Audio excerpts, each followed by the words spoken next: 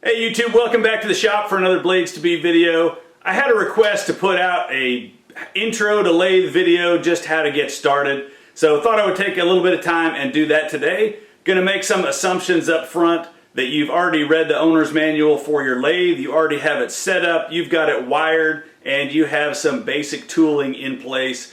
And we're gonna talk very quickly about some of the pieces and parts on it. But this really is more of a get started and machine that first project video.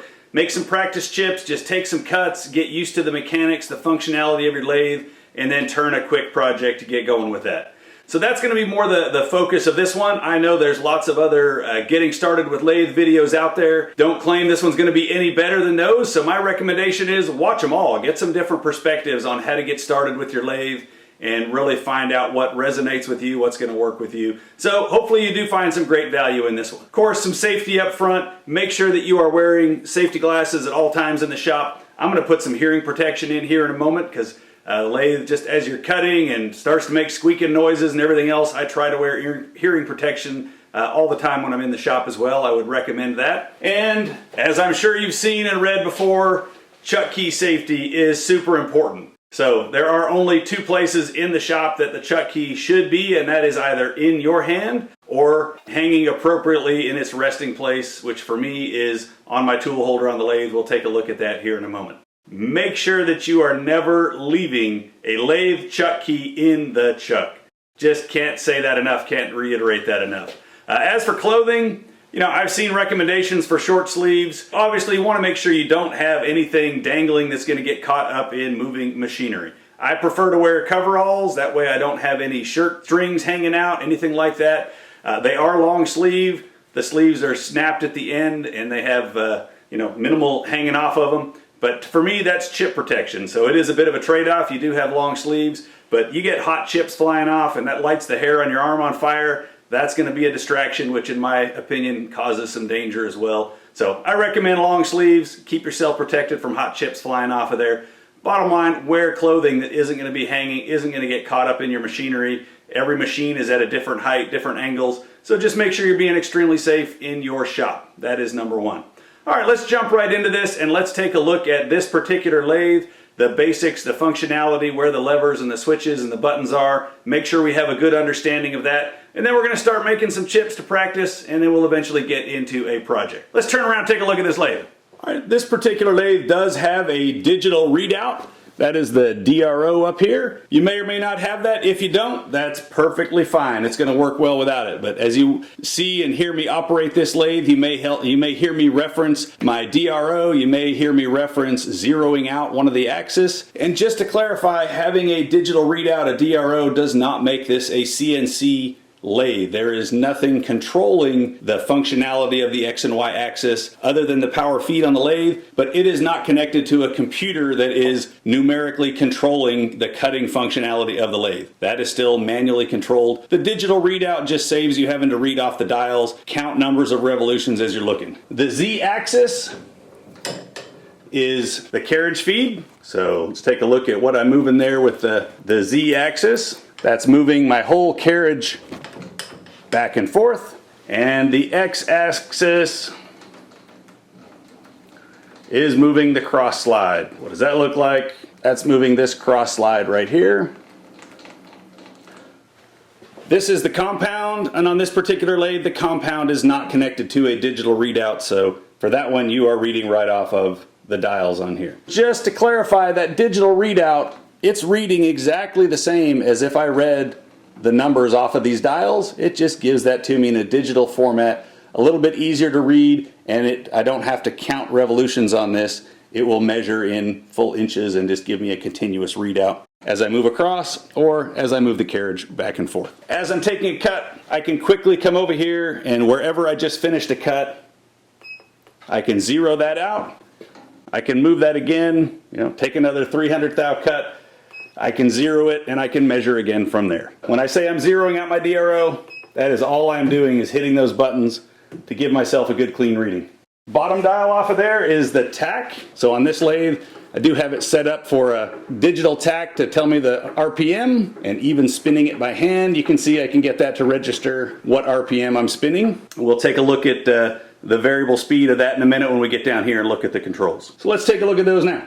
So we essentially have three different sections of the lathe where we have controls, gearing, and functionality that we need to be aware of. We've got the overall, we have the headstock of the lathe. The headstock on this particular lathe is actually from here up, and that has the chuck, the spindle, and that is going to control the speed of the chuck, going to control the speed of the spindle, and it also has forward and reverse direction on the lead screw is up here in the gearing in the headstock. So it's just a matter of moving these levers, and a lot of times you have to move the chuck just a little bit to get those to pop into gear. And it's as simple as reading the chart and putting the levers where it says. So, you know, you're either going to be in blue, gray, or red, blue, gray, or red, and you're going to be in 1, 2, 3, or 4 to figure out what speed you're running your chuck on the headstock. Now, the nice thing about most lathes is they're all going to have the controls and everything written on them, even really, really old lathes. The issue is that a lot of times this gets worn and you may not be able to read this on an older lathe. But in this case, this one's still nice and fresh. You can read everything. You can see it on here. The next piece we're going to talk about is the gearbox. The gearbox on this lathe is from here down. Has a separate oiler that you're going to keep an eye on, make sure it's full of oil. My headstock oil gauge is over here on the front. In this case, my gearbox is going to control the speed of your lead screw and your feed screw. So when you're cutting threads, you're controlling and you're making sure you understand the speed and the gearing on this lead screw. And we'll talk about engaging the feed on that. But for most machining and cutting, if you are not cutting threads, you are controlling the speed and the gearing on this feed screw, and that is what is going to be used to feed your carriage for cuts on your Z-axis or your cross slide for cuts on the X-axis. Control the speed of that, and again, you're going to look at the chart over here to determine what you're doing to control the speed of that. I'll be honest, I try to keep things pretty simple when I'm feeding, and for just basic machining, I'm in the habit of, I leave this set where I have 4 thousandths per revolution, sort of a finishing cut, and I have a 7 thousandths per revolution roughing cut. So I leave it set where it's in LCSW, and then I just move this from 8 and up to 2, and I just move back and forth between those two different gearing positions on my feed screw to get either 4 thou per revolution or 7 thou per revolution feed, and we'll take a look at that difference when we get over here and start machining. You have a whole lot more options, anywhere from 2 thousandths of an inch per revolution up to 67 thousandths of an inch per revolution. That's going to be ripping off some pretty big chips if you've got it set all the way up to that. There are some caveats when you get over here to cut threads. So again, you're just moving these same gear ratios around to control the speed of that lead screw to cut all different threads, metric or inch threads. You just need to be aware that when you put this in from L to H, so when you get down here where you're running these H feeds or these H thread cutting speeds, let's see, down in here are the H's, then high position, do not exceed a spindle speed of 380 RPM. So once you get this headstock going a certain speed, you can't be up in high, or your gearbox and your feed and lead screws are going to be going just way too fast and not safe for the machine.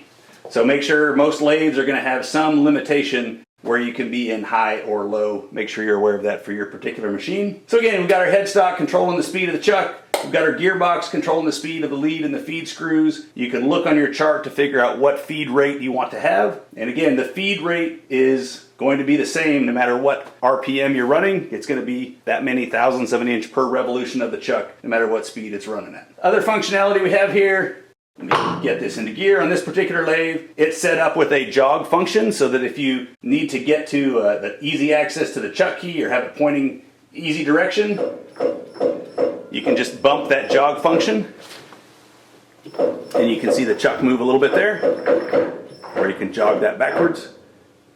On this particular lathe, since it's variable speed, if I have that in low, then when I hold that, it's going to be a lot slower. So how fast it jogs is going to be dependent on what speed it's set in. Have an emergency stop. If I push that in, it will shut the lathe down. Coolant pump if you happen to have coolant. And on this particular lathe, it is variable speed. So when it's running, I can adjust this to adjust the frequency of the power going to it and speed the motor up or slow the motor down. I have it set so that I know where it's running at 60 Hertz straight up and down. Easy to keep track of. When it's at 60 Hertz, then my speed is matching my gear ratios. Obviously I can look at the tach and see exactly what RPM I'm running as well. So there's the basic functionality. Now let's take a look at our third gearbox. Alright, so the third gearbox on here is on the carriage or the saddle. Again, it also has its own oil level to keep track of, and I'm just about to the point where I need to add some more oil in there. So on this particular one, my feed is set up on here. So I have, when this is in, that is going to be my cross slide power feed. If I want to get carriage power feed, I need to pull that out, and then I'm going to go the other direction for carriage power feed. For this particular machine, if I want to change the direction, I am able to do that while under power, and I can push this or pull this out to change the direction of my feed. For most machines, you're going to need to go back to the headstock and you're going to hit forward and reverse to change the feed of most machines. But again, for this one, I would have to do this to change the direction of my lead screw for threading. But for feeding, I'm going to change the direction of my feed screw for feeding by pushing this in or pulling this out. Again, we'll take a look at that in a moment.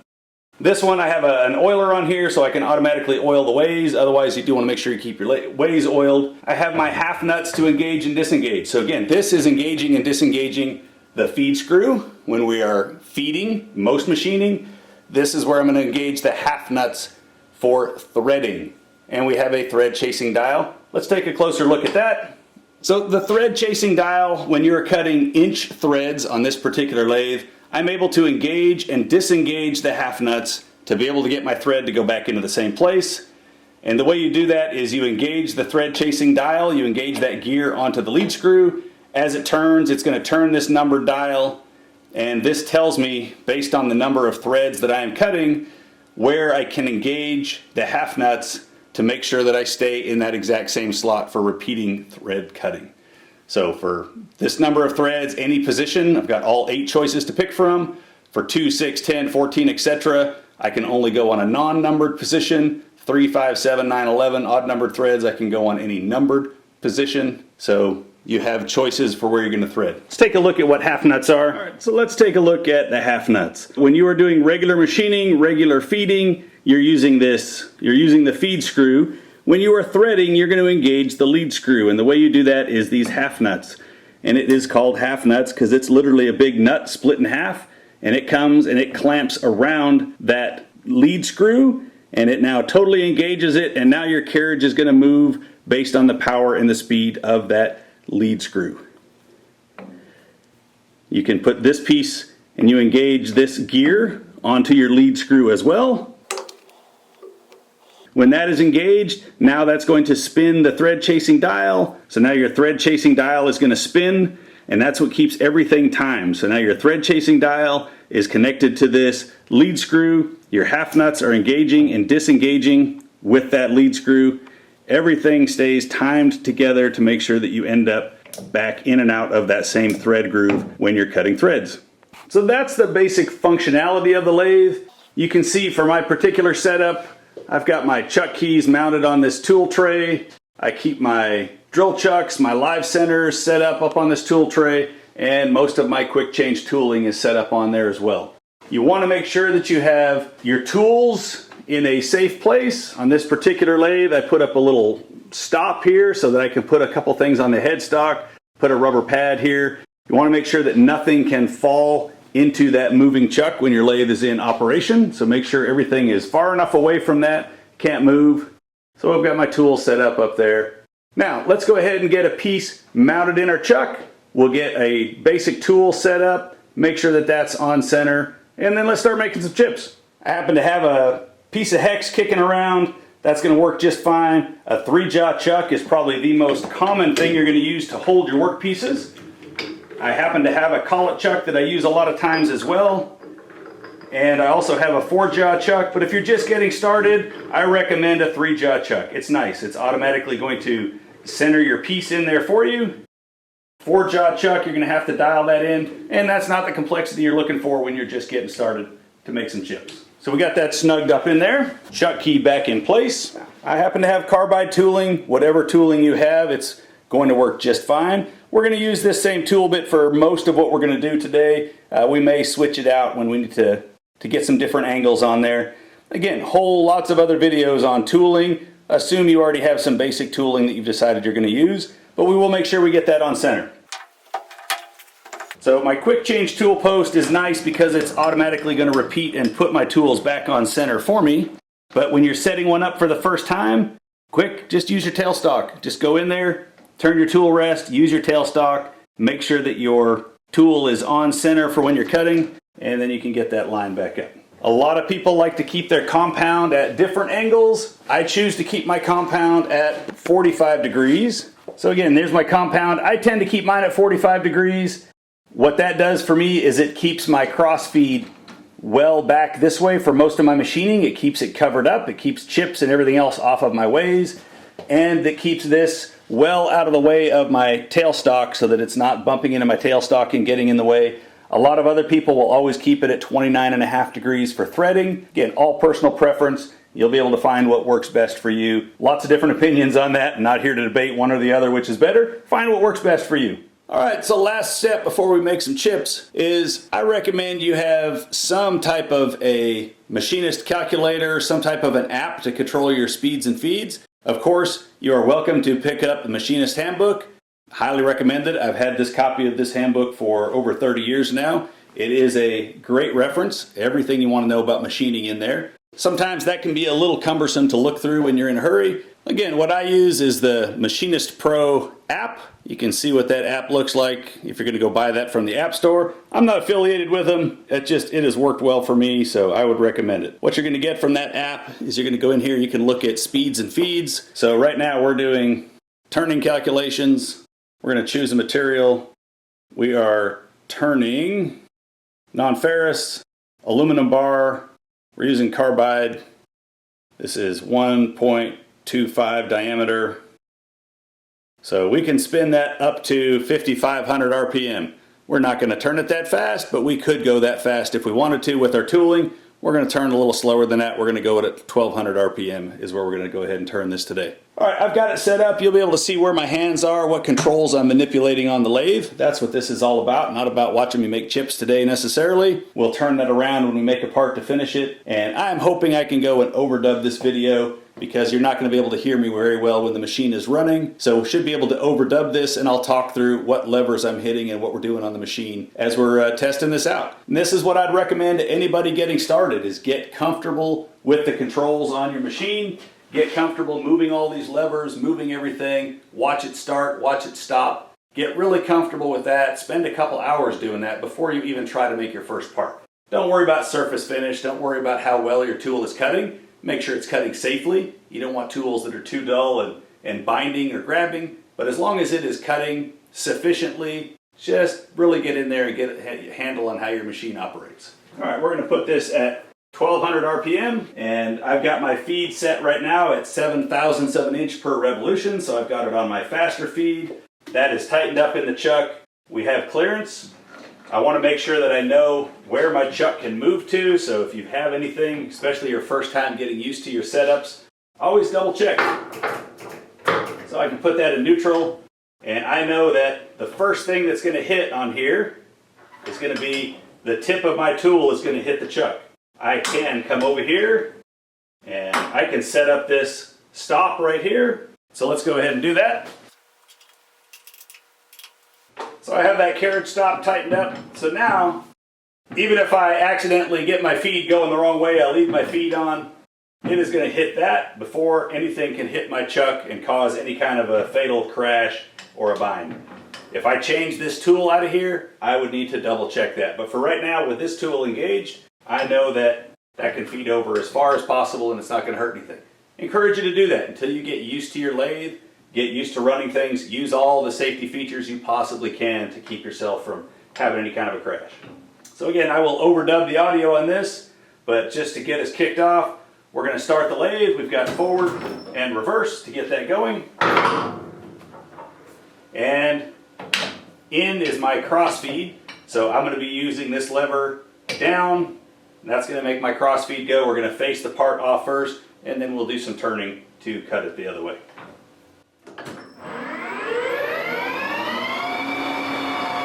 That engages and disengages our feed. Right now it's going the right direction, but that is going to change the direction. On this particular machine, I can change that direction while it's in motion. I can change the direction of the feed. Come over here and touch off. And we'll start the cut.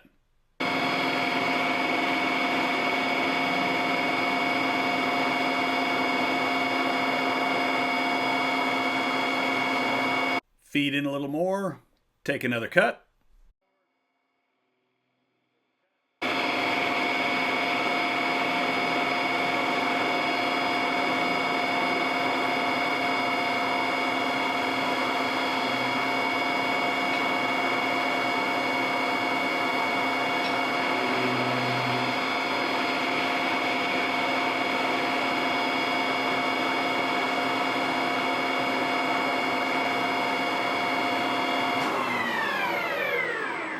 Alright, after I take that last cut, I want to back off so that I don't drag my tool back over my workpiece when I do that. And let's go ahead and take some cuts off the diameter now. So we're going to get our feed to go the other direction. That means I'm going to need to pull this out. So now I'm going to be going up with the lever, down to engage, to get my carriage feed. And I know it's going to be going the opposite direction, so by default it's going to be going away from the chuck, so once it starts running, I'll push that in to get it to go towards the chuck and feed the direction that I want.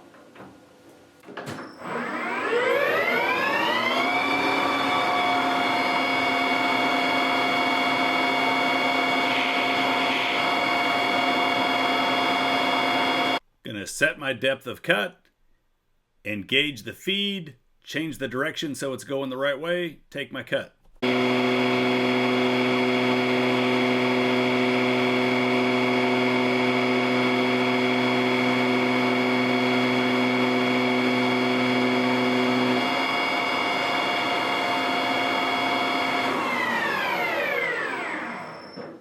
Now, as you're practicing taking cuts, think about the depth of cut that you want to do. Now, that's going to be, a lot of it's going to be dependent on the size of your machine, the type of tooling that you're using.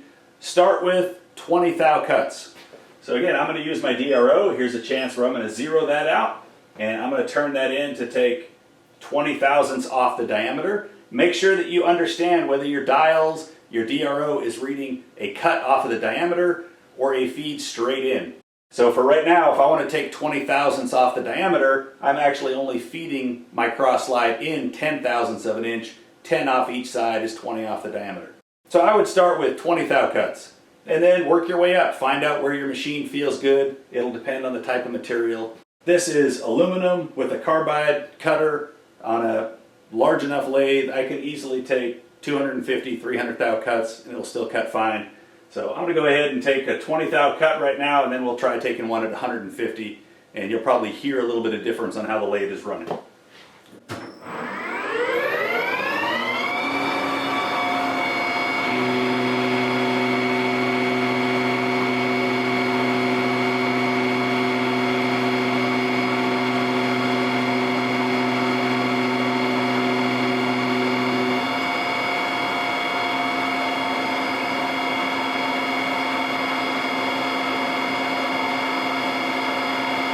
And there's 150 thou depth of cut.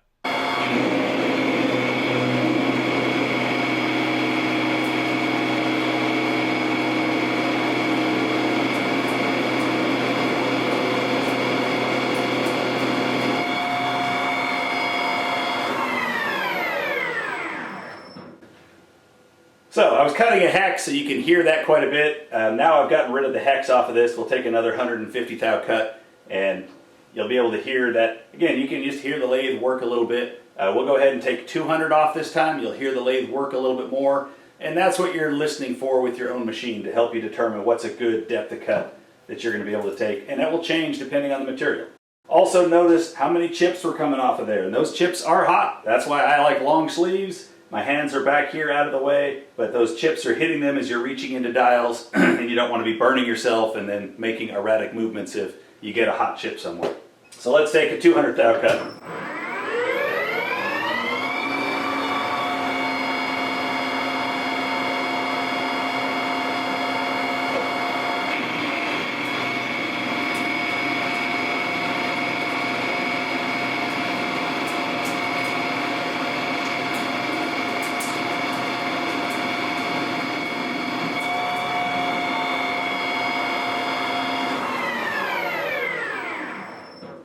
Alright, so we got comfortable with that. So we've made some turning cuts. Let me go back. If I want to do a facing cut again, I got a little burr rolled over on those heavy cuts. So again, if I'm going to face, I need to go back to pushing that in. Once I start this up, I'm going to have to pull this knob out. And I'll take another little bit off the face.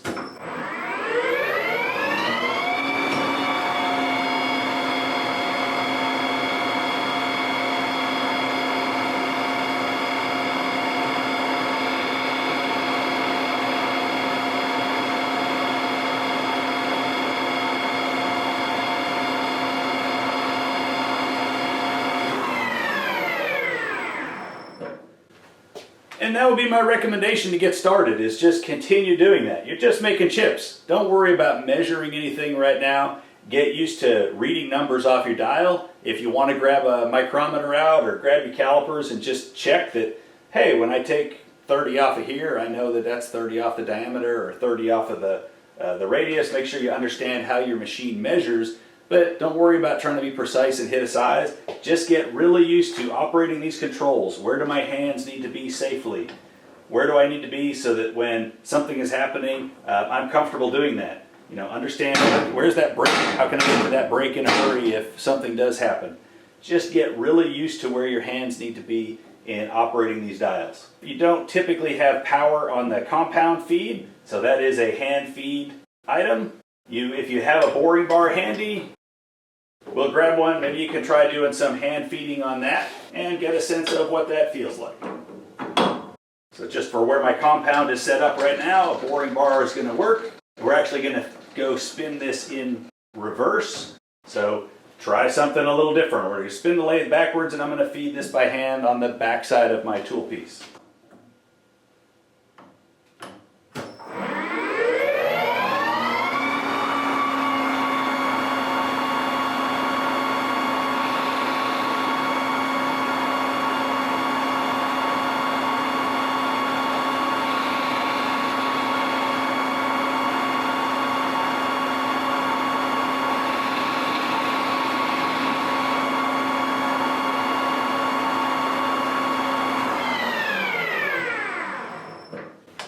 We get a sense of what that feels like to feed something by hand. If you have a threading tool and you want to get a sense of what it looks like, feels like to cut a thread, don't be afraid to do that. So now we're going to shift over to, we're going to use half nuts for threading. We're going to slow this way down and let me show you why we're going to do that. We're going to move this way back over here just to give you an example. And I'm still going to slow it down to 620. Alright, we're going to thread 20 threads per inch, fairly fine, just to make sure that we're not moving too fast. So we'll go over here to our chart, and 20 threads per inch is LBS3V, LBS3V. So again, I've got to spin the chuck a little bit to make sure everything will engage. And I want to make sure that when I'm feeding that or spinning that by hand, I want to make sure that that lead screw is in fact engaged and spinning. That helps make sure that all of these are in gear. And we're going to cut 20 threads per inch. So 20 threads per inch means that's on here, that's any position. I'll be able to engage my half nuts on any position on that thread chasing dial. But first we're going to engage that thread chasing dial. To start with, I just want to show you why we're going to slow this lathe way down before we actually cut some threads, because you're going to see how fast this carriage is going to be moving, and that is not going to be very conducive to us cutting threads.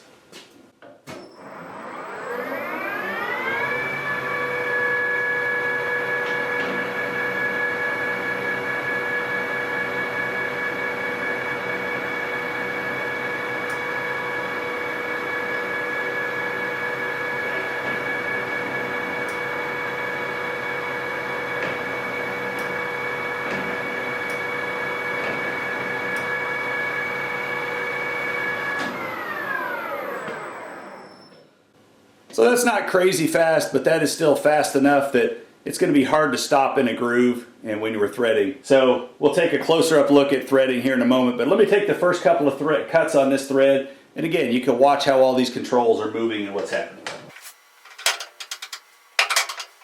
We're going to slow that down. All right, first I'm going to go in here and I'm going to cut a little notch, and I'll bring the camera in closer here in a minute and you'll see that better. But that's going to give me a place to stop my thread so that my tool isn't stopping midway through a cut, and also make sure that I have a repeatable place that I can stop.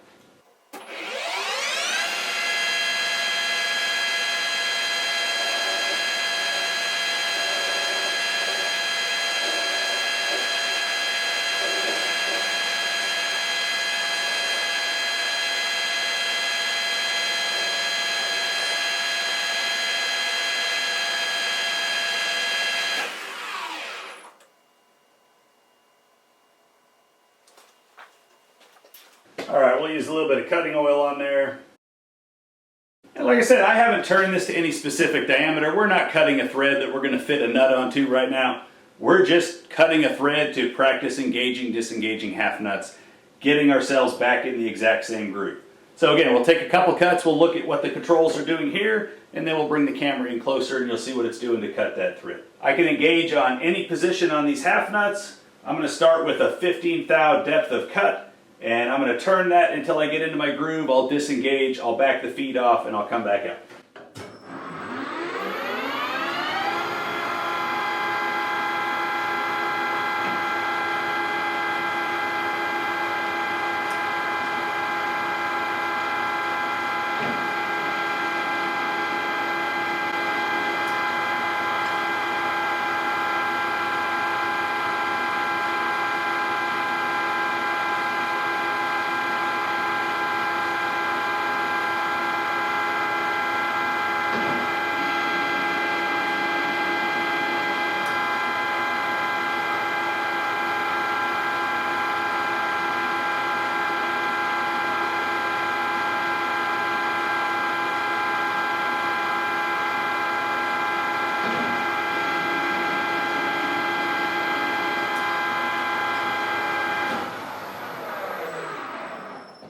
Alright, so let's take a look at that same thread cutting operation to see what's going on. So again, we've taken 3 passes off of there already. You can see we're staying in the same thread groove. I am doing plunge cutting. When you're cutting threads, you can plunge straight in. I could move my compound at 29.5 degrees and move sideways.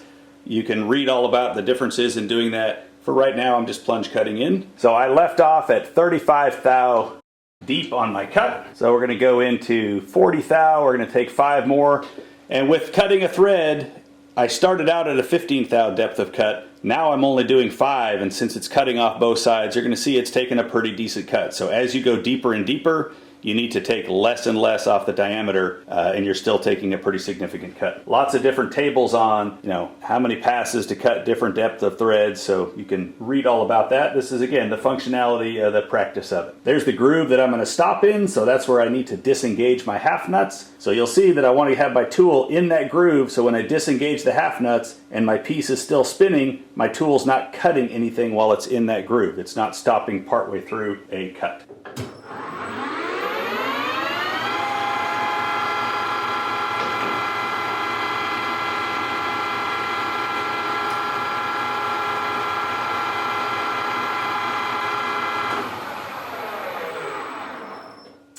So we still just have 1 groove on there for our thread. We left off at 40 thou. We'll take 44 this time.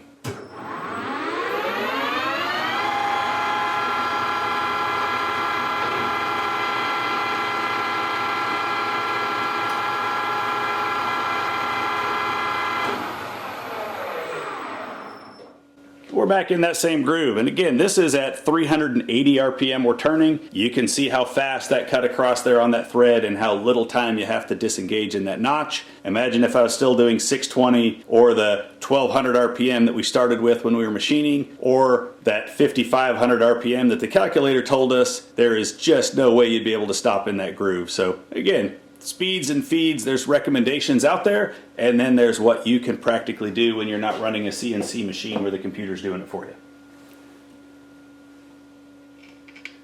We'll take 1 more pass off of that. So 20 threads per inch would be about 65 thousandths of an inch deep. So we're at 45, so we've got about 20 to go if we wanted to actually finish this thread. So we'll go into, I'll take a couple passes and we'll get this into about 60 and we'll see how pointy our thread is getting.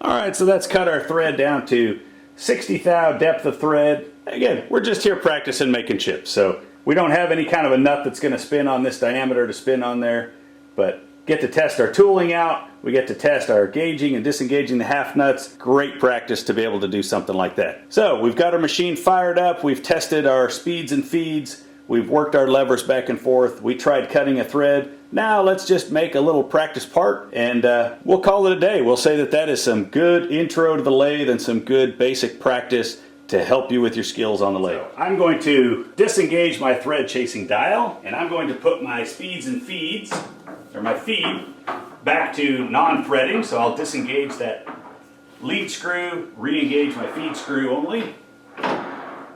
Okay, so now we're back to just machining. I'm going to take that thread off. I'm going to get myself a nice clean part to start with, and then we're going to make a little practice piece just to practice some machining, and we're actually going to practice some hand contouring.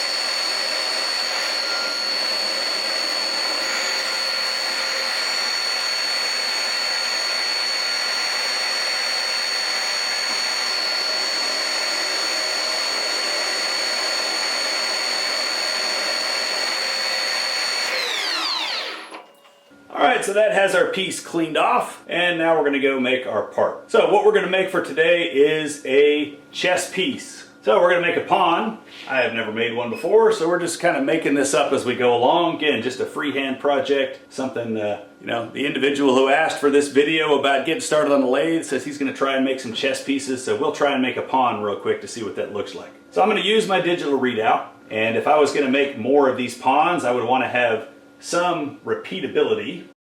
Let's see, an inch. Inch doesn't look quite tall enough. So if I went 1.25 inches, that looks like a good height for a pawn.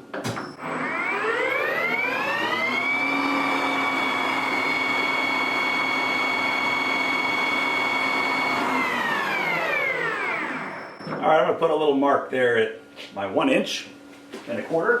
I'll mark that a little bit better with my Sharpie. Alright, so there's my 1.25 inches, and we'll use the DRO to keep track of that. So if I leave 1/4 inch at the bottom, so if I go to 1 inch right there, so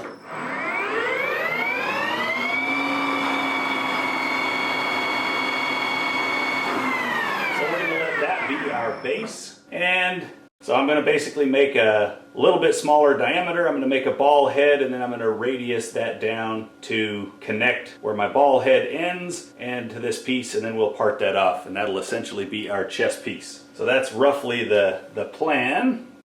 So I'm going to mark those two, and then we're going to knock, we will make the diameter of the ball less than the diameter of the base. So we're going to go in and knock a couple hundred thou off, back just a little bit. We'll make our ball, and then we're going to come around and connect that with a taper. So again, we're just going to be moving both dials at the same time and machining some of those contours after we take this first cut and get rid of some material.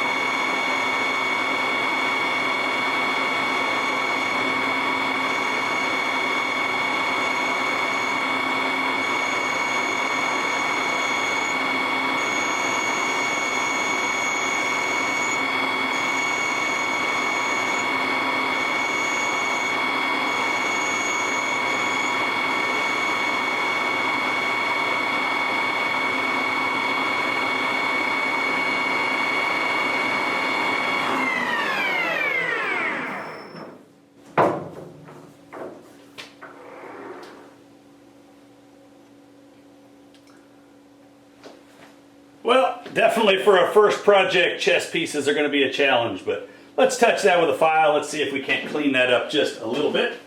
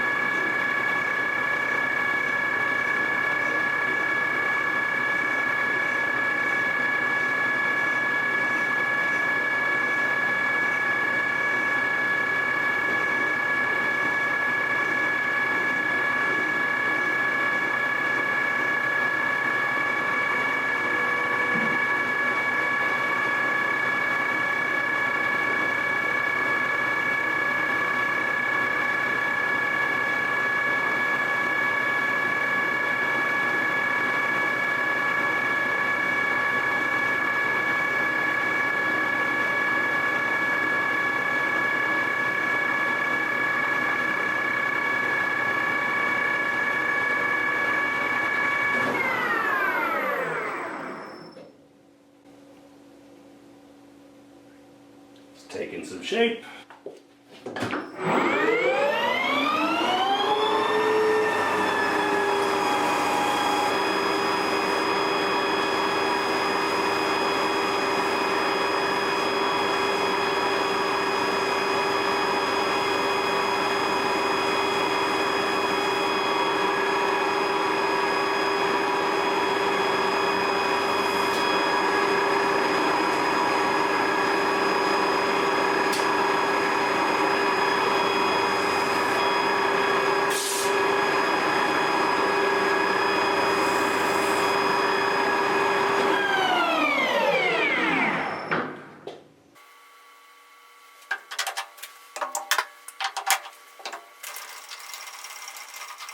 Let's get this parting tool squared off here. First, I need to move my stop.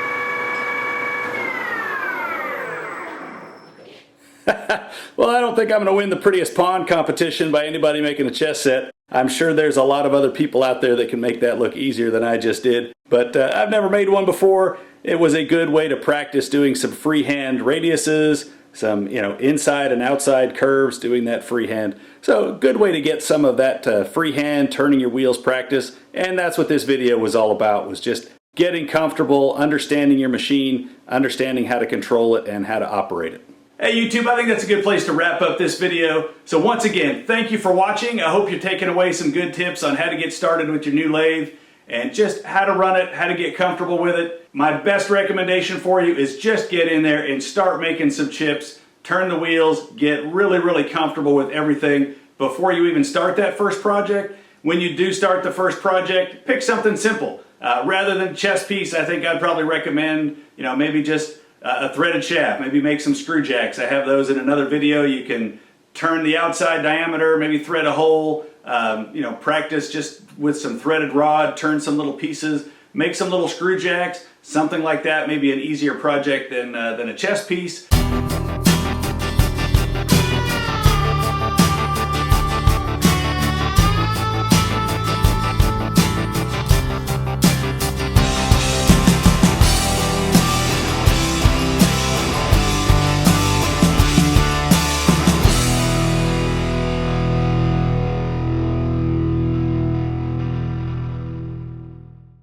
But whatever you do, pick something that's going to be easy, build up your confidence, don't do something that's going to get you frustrated, and it's amazing how fast it's going to come. There's lots of other videos out there on how to do things, so hopefully this gave you some different ideas to get you going. Appreciate you watching. If you like the channel, if you like the videos, please hit that subscribe button, and if you have recommendations for a future video, please leave that in the comments, let me know.